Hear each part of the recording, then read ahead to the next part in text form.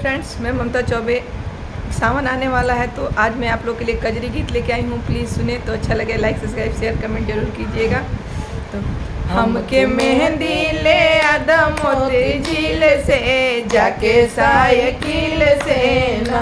सैया मेहंदी ले आदा मोती झील से जाके साइकिल से ना, हमके मेहंदी ले आदा अपना मम्मी से पिसवा दा, हमके मेहंदी ले आदा अपना मम्मी से पिसवा दा, हमरा हाथ पे चढ़ा दा नीम पेन से जाके साइकिल से ना, हमरा हाथ पे चढ़ा दा नीम पेन से जाके साइकिल से ना, हमके मेहंदी ले आदा मोती झील से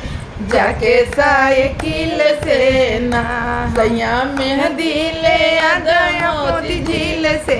जाके साइकिल से ना, हमके मेहंदी ले आदा अपना चाची से पिसवा दा, हमके मेहंदी ले आदा अपना चाची से पिसवा दा, हमरा हाथ पर चढ़ा दा नीम पेन से जाके साइकिल से ना, हमरा हाथ पर चढ़ा दा नीम पेन से जाके साइकिल से ना, हमके मेहंदी ले आदा मोती झील से जाके साइकिल से ना, सैया मेहंदी ले आदा मोती झील से जाके साइकिल से ना, हमके मेहंदी ले आदा अपना भाभी से पिसवा दा, हमके मेहंदी ले आदा अपना भाभी से पिसवा दा, हमरा हाथ पर चढ़ा दा नीम पेन से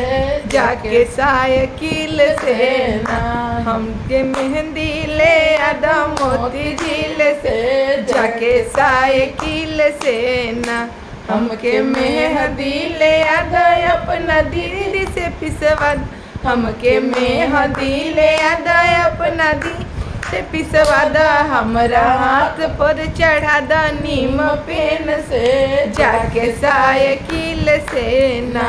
सैया मेहंदी ले आदा मोती झील से जाके साइकिल से ना, हमके मेहंदी ले आदा मोती झील से जाके साइकिल से ना।